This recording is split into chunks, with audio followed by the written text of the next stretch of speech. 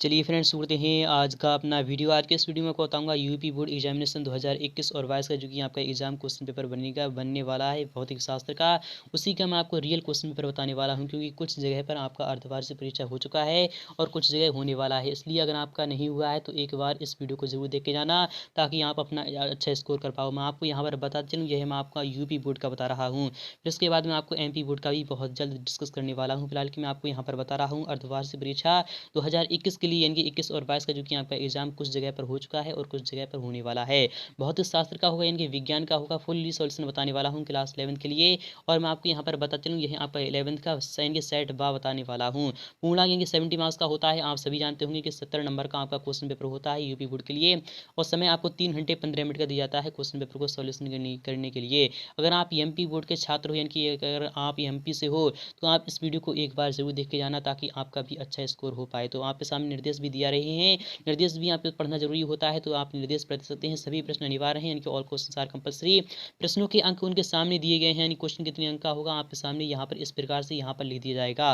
और प्रारंभ में 15 मिनट जो आपके होंगे वह प्रश्न पत्र पढ़ने के लिए निर्धारित किए जाते हैं, क्योंकि यूपी बोर्ड ऐसा एग्जाम लेता है जिसमें कि 15 मिनट परीक्षार्थी के लिए अतिरिक्त दिए जाते हैं, यानी कि अदर दिए जाते हैं, क्योंकि प्रश्न पत्र पढ़ता है, यानी ताकि वह अच्छी तरह से पढ़ पाए। और प्रश्न पत्र यह खंड यानी 3 खंडों में विभाजित किया गया है, यानी 4 खंडों में विभाजित किया गया है। कौन कौन से यानी खंड हैं, तो यह क्या कौन कौन से खंड है, तो आवा सादा में है और या में विभाजित है, यानी कि 5 खंड इसमें दिए गए हैं। खंड आ में आपके बहुविकल्पीय प्रश्न होंगे, जिसमें खंड वा में आपके लघु उत्तरीय प्रश्न होंगे, तथा खंड सा व दा में लघु उत्तरीय व खंड आपके या में यानी कि दीर्घ उत्तरीय प्रश्न होंगे। तो शुरू करते हैं आज का अपना वीडियो। तो फ्रेंड्स, आपका खंड आ यहाँ शुरू हो रहा है, तो यहाँ से लेकर लास्ट तक एक बार इस वीडियो को जरूर देख के जाना।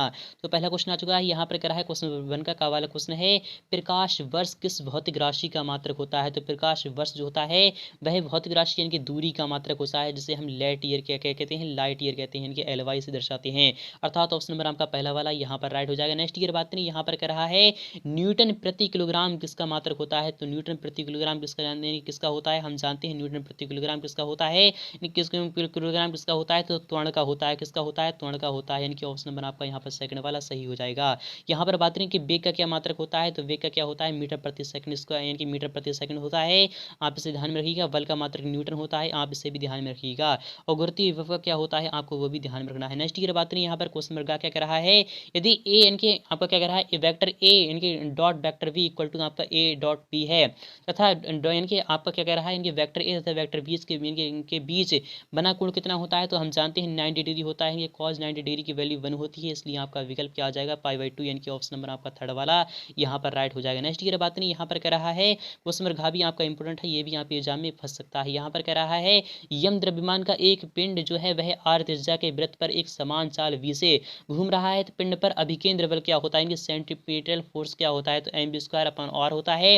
इनके पहला वाला ही ऑप्शन आपका यहाँ पर राइट हो जाएगा। नेक्स्ट की बात करें, यहाँ पर क्वेश्चन नंबर भी आपका इंपोर्टेंट रखा गया है, इससे भी आपके एग्जाम में क्वेश्चन यानी कि आपके फाइनल एग्जाम में क्वेश्चन बन सकता है। यहाँ पर कह रहा है एक ट्रक तथा एक कार की गतिज ऊर्जा है जो वह समान है, यदि ट्रक का भार जो है वह कार के भार का 16 गुना है, तो इनके ट्रक का जो भार ट्रक का तथा कार के संवेग का अनुपात कितना होगा। यहाँ पर ट्रक का भार जो है वह कार के भार का कितना है, 16 गुना है, तो ट्रक तथा कार के आपको क्या करना है, ट्रक तथा कार के संवेग का अनुपात आपको निकालना होगा।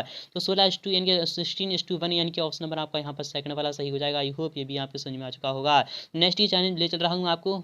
तो फ्रेंड्स, आपका सेकंड वाला क्वेश्चन भी आपका इंपोर्टेंट है। यहाँ पर क्वेश्चन बच्चा क्या कह रहा है, आपको देखना होगा कि प्रत्यास्थता का प्रत्यास्थता यानी गुणांक का मात्रक क्या होता है। तो प्रत्यास्थता का यानी कि जो मात्रक जो गुणांक होता है वह क्या होता है, तो हम सभी जानते हैं कि प्रत्यास्थता का जो मात्रक यानी गुणांक जो होता है वह क्या होता है, तो किलोग्राम प्रति यानी कि मीटर स्क्वायर सेकंड इस टाइप से होता है। फिलहाल कि आपको कमेंट सेक्शन में बताना होगा। आपका ऑप्शन नंबर यहाँ पर थर्ड वाला राइट हो जाना चाहिए। नेक्स्ट की बात नहीं, यहाँ पर क्या है क्वेश्चन सेकंड का वाले क्वेश्चन है, आपका इंपोर्टेंट है, इससे आपके एग्जाम में क्वेश्चन बन सकता है, यानी फाइनल एग्जाम में यह क्वेश्चन आना ही आना है। यहाँ पर कह रहा है दो केंद्रीय बलों के नाम आपको लिखना होगा। तो दो केंद्रीय बल कौन कौन से होते हैं, तो दो केंद्रीय बल यानी कौन कौन से होते हैं, एक तो होता है आपका अभिकेंद्रीय बल होता है, और एक आप यहाँ पर यानी कि एक और लिख लीजिएगा, ये सेंटीमीटर फोर्स तो होता है आपका, और एक कौन सा होता है, तो हम यानी गुरुत्वाकर्षण भी लिख सकते हैं, वह भी आपका केंद्रीय बलों के नाम में आता है। फिलहाल की कॉपी पेन में आपको इसका सॉल्यूशन बहुत जल्द दिखाने वाला हूँ। यहाँ पर सेकंड वाले की बात करें, एक कागज की जो मोटाई है वह 0.0017 यानी कि 17 सेंटीमीटर है, इसमें कितने सार्थक अंक दिए हैं तो इसमें कौन से यानी कितने सार्थक अंक हैं,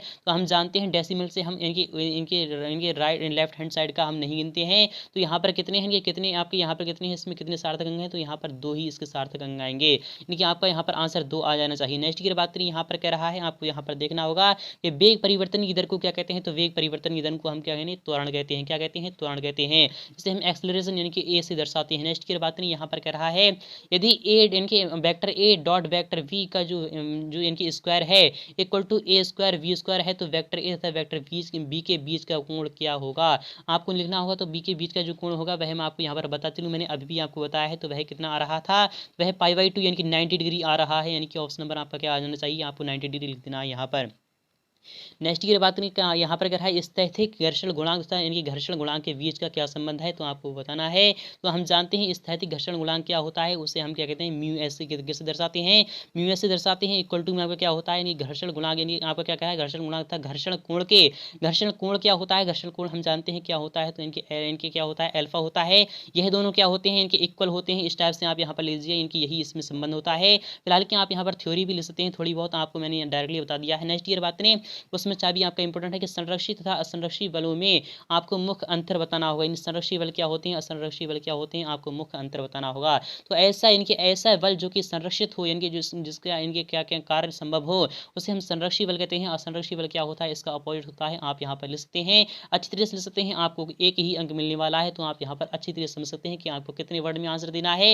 मिनिमम 25 वर्ड्स में आपको आंसर देना है। थर्ड वाली की बात नहीं, यहाँ पर का वाला क्वेश्चन है, एक गोली की त्रिज्या के मापन में यदि 2% की त्रुटि हुई है, तो इसके आयतन में कितनी त्रुटि होगी। तो हम जानते हैं गोली का जो आयतन होता है वह क्या होता है, तो गोली का यदि यानी जो त्रिज्या में है वह 2% है, तो गोली के आयतन में कितनी यानी कि क्या होगी, तो आप हम जानते हैं कि यानी गोली का जो आयतन होता है वह क्या होता है, तो वह होता है गोली का आयतन होता है 4/3, यानी क्या होता है 4/3 होता है, πr³ होता है। तो पाई के स्थान पर πr³ यानी कि आपका क्या आ जाएगा, यानी कि 2 का जो इसका इनके क्या हो जाएगा, 2 का कर देते हैं, तो आपको यहाँ पर 8% की त्रुटि फिलहाल कि आपका आंसर आ जाएगा। यानी 2 की जो हम कहेंगे क्यूब करते हैं तो आपका 8% की त्रुटि उसमें हो जाएगी, यानी कि जो उसका जो आयतन निकालते हैं तो आपका 8% की त्रुटि आंसर आ जाएगा। नेक्स्ट ईयर बात नहीं, यहाँ पर कह रहा है धनात्मक तथा ऋणात्मक त्वरण किसे कहते हैं, यानी कि धनात्मक त्वरण क्या होता है और ऋणात्मक त्वरण क्या होता है। मान लेते हैं कोई वस्तु है यानी कि यम द्रव्यमान की है जो कि यू वेग से चल रही है, यानी कि यू वेग से चल रही है, यानी कि यू वेग से ये चल रही है, और यानी कि मान लेते हैं वह जब वह यानी क्या है तो वह रुक जाती है, अर्थात वी वेग पर उसका जो अंतिम वेग है वह क्या है, तो वह वी वेग है। तो हम यानी कि इसे जब दर्शाते हैं जब वह इस दिशा में चलती है, तो यानी कि जब यदि इसका जो यानी कि जो त्वरण है, यदि इसका यानी कि इधर ये जो है ये आप यहाँ पर समझ सकते हो, अच्छी तरह से देख सकते हो। यदि इसकी चाल जो है वह 2 मीटर प्रति सेकंड है, यहाँ पर इसकी चाल जो होती है वह 0 हो जाती है, तो इसका जो मान आता है वह निकल कर आता है आपका यहाँ पर नेगेटिव आ जाता है, यानी कि यह आपका धनात्मक क्या हो जाएगा, ऋणात्मक त्वरण हो जाएगा। और यदि इसका जो पॉजिटिव आ जाए तो उससे हम यानी कि धनात्मक कहते हैं, अर्थात धनात्मक त्वरण हो जाएगा। इस टाइप से आप यहाँ पर ले सकते हैं, आपका आंसर मुकम्मल हो जाएगा। नेक्स्ट की बात नहीं, यहाँ पर कह रहा है सिद्ध कीजिए, आपको क्या करना है, सिद्ध करना है यानी कि वेक्टर ए आपका यहाँ पर क्रॉस यानी वेक्टर बी का जो यानी क्या है जो इसको यानी का होल स्क्वायर इक्वल टू आपका इनके ए के स्क्वायर वी के स्क्वायर माइनस का vector A into vector V का होल स्क्वायर, आपको क्या करना है, इसको प्रूफ करना होगा। इसका भी सॉल्यूशन आपको बहुत जल्द मिलने वाला है, इसको भी आपको सॉल्यूशन करना है, आपका 2 अंक का क्वेश्चन होने वाला है। तो यहाँ पर क्वेश्चन नंबर घ की बात रही, यहाँ पर कह रहा है मोड़ पर रेल की बाहरी पटरी कुछ ऊंची क्यों रखी जाती है, तो आपको ये भी बताना है। काफी इंपोर्टेंट क्वेश्चन है, ये भी आपके एग्जाम में आ सकता है। अथवा की बात नहीं, यहाँ पर कह रहा है उस क्रेन की शक्ति वाट में परिकलित कीजिए जो 100 किलोग्राम के एक पिंड को 20 सेकंड में 10 मीटर की ऊंचाई तक उठाती है। उस क्रेन की आपको शक्ति वाट में परिकलित करना है। तो आपको यहाँ पर क्या कह रहा है, यम आपके सामने यहाँ पर दिया रहा है, इनकी यम आपका कितना है, यहाँ पर यम आपका जो है वह कितना है 100 किलोग्राम है, कितना है तो 100 किलोग्राम आपके सामने यहाँ पर दिया रहा है। एक पिंड को 20 सेकंड में यानी कि 20 सेकंड में यानी कि टी इक्वल टू आपको कितना है तो 20 सेकंड आपके सामने दिया रहा है, और 10 मीटर की ऊंचाई तक क्या है, एच इक्वल टू आपका कितना है 10 मीटर की ऊंचाई तक, यानी प्रोजेक्टाइल मोशन से कर दीजिए, आपका आंसर मुकम्मल आ जाएगा आपके सामने। नेक्स्ट ईयर बात नहीं, यहाँ पर करा है क्वेश्चन 4 का आपका वाला क्वेश्चन है, ये भी आपके एग्जाम में आ सकता है। तो खंडता आपका इंपोर्टेंट रखा गया है। स्टील का भंजक प्रतिबल 8.0 × 10⁶ न्यूटन मीटर स्क्वायर है तथा स्टील का जो घनत्व है वह ये है, और जी का मान आपको इधर रखना है। स्टील के तार की वह अधिकतम आपको क्या करना है, लंबाई ज्ञात करना है जो अपने भार के अंतर्गत बिना इनके टूटे ऊर्ध्वाधरता इनके लटक रहे, आपको ये सॉल्यूशन करना है, इसका भी जवाब आपको देना है। ये आपका थर्ड 3 नंबर का क्वेश्चन रखा गया है। पारी का जो है 0.76 मीटर ऊंचा स्तंभ यानी कि वायुमंडल के दाब के बराबर है तथा दाब ढालता है। पानी का कितना ऊंचा स्तंभ लेना होगा उसकी यानी कि उसका आपको क्या करना है, आपको पूरा का पूरा सॉल्यूशन इसका नेक्स्ट पार्ट में बहुत जल्द मिलने वाला है। क्वेश्चन नंबर गा की बात करें, अगर आपको कमेंट सेक्शन में बताना है तो कमेंट सेक्शन में बता देना, इसका सॉल्यूशन मैं आपको बहुत जल्द प्रोवाइड करा दूंगा। 10 ग्राम के एक प्लूटोनियम के एक टुकड़े को बाहर यानी कि आप यहाँ पर पूरा का पूरा पढ़ते रहिए, अगर पढ़ता रहूँगा तो वीडियो लंबा हो जाएगा। फिलहाल मैं अभी आपको क्वेश्चन पेपर दिखा रहा हूँ, फिर उसके बाद मैं इसका सॉल्यूशन भी बहुत जल्द दिखाने वाला हूँ। यहाँ पर क्वेश्चन यहाँ पर कह रहा है सीमांत घर्षण के नियम आपको लिखना है। तो सीमांत घर्षण क्या होता है, आपको उसके सभी के नियम लिखना है। इस टाइप से आपका क्वेश्चन पेपर बनने वाला है, आपके एग्जाम में यह क्वेश्चन आने वाला है। तो आई होप आपको समझ में आ चुका होगा। अगर आपको समझ में आ रहा है तो वीडियो को लाइक करना और अपने तमाम साथियों के पास शेयर कर दीजिए ताकि वो भी इसका लाभ उठा सके। तो फ्रेंड्स मिलते हैं फुल्ली सॉल्यूशन साथ।